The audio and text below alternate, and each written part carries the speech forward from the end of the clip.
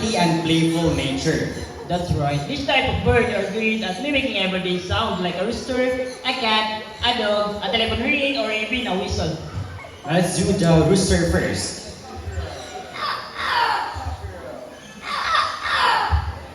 How about cat?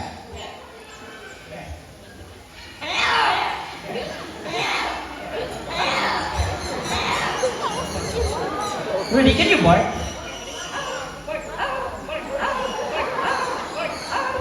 Next one is a telephone ringing.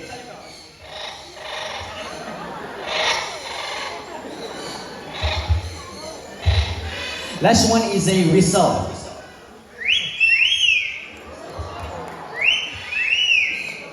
Now, Mr. James, I've heard that Lani and Rudy here love to sing. Is it true? Yes, but before this thing, they need to do what all singers do. They have a warm-up first. Let's do the warm-up first. La la la la. La la la la. Well, I guess we're all set and ready for the first song. So for the first song. Whoa, whoa, yeah. I love you more than I can. Let's do it again. Whoa, whoa, yeah. I love you more than I can. Now for the second song, let me ask first. Who's celebrating their birthdays today? Or within this month? Alright, so happy birthday to all the celebrants. So Lenny and Rudy, we have some celebrants here today. What will you do next?